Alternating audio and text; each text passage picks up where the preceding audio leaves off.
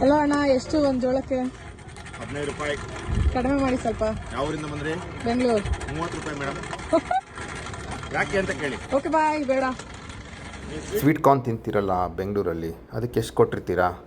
ರೋಡಲ್ಲಾದರೆ ಒಂದು 50 ರೂಪಾಯಿ, ಅದೇ ಬಾರಲ್ಲಿ ಪಬ್ಬಲ್ಲಿ ಆದರೆ 100 ರೂಪಾಯಿ, 150 ರೂಪಾಯಿ. ಅದೇ ದೊಡ್ಡ ರೆಸ್ಟೋರೆಂಟ್ಸಲ್ಲಾದರೆ ಒಂದು 200 ರೂಪಾಯಿ, 250 ರೂಪಾಯಿ. ಸೊ ಅದು ತುಂಬ ಕಾಸ್ಟ್ಲಿ. ಅದೇ ಪಿ ವೇರಲ್ಲಿ ನೀವು ತಿಂತೀರಲ್ಲ ಪಾಪ್ಕಾರ್ನು, ಅದಕ್ಕೆ ಎಷ್ಟು ಕೊಡ್ತೀರಾ? 300 ರೂಪಾಯಿ, 400 ರೂಪಾಯಿ, 500 ರೂಪಾಯಿ. ಅದರಲ್ಲೂ ಇನ್ನೂ ವೆರೈಟೀಸು ಗೋಲ್ಡ್ ಕ್ಲಾಸಲ್ಲೆಲ್ಲ ತೊಗೊಂಡ್ರೆ 800 ರೂಪಾಯಿ, 1000 ರೂಪಾಯಿ ಕೂಡ ಇದೆ. ಸೊ ಪಿ ವೇರಲ್ಲಿ, ರೋಡಲ್ಲಿ, ಪಬ್ಬಲ್ಲಿ ಎಲ್ಲ ತಿನ್ನೋದಕ್ಕೆ ನೀವು ಇಷ್ಟು ರೂಪಾಯಿ ಕೊಡ್ತೀರಾ ಅಂದರೆ, ಇನ್ನು ನಮ್ಮ ರೈತರು ಬೆಳೆದಿರೋದು ಅವ್ರಿಗೆ ಎಷ್ಟು ಸಿಗ್ಬೋದು? ಒಂದು ಕಾಯಿಗೆ ಲೋಡಲ್ಲಿ ಸೇಲ್ ಮಾಡಿದ್ರೆ 3 ರೂಪಾಯಿ, 4 ರೂಪಾಯಿ ಸಿಗ್ಬೋದು. ಅದಕ್ಕೆ ಈ ರೈತರ ಹತ್ರ ನಾವು 30 ರೂಪಾಯಿ ಕೊಟ್ಟು ಯಾಕೆ ತಿನ್ನಬಾರ್ದು? ಯೋಚನೆ ಮಾಡಿ.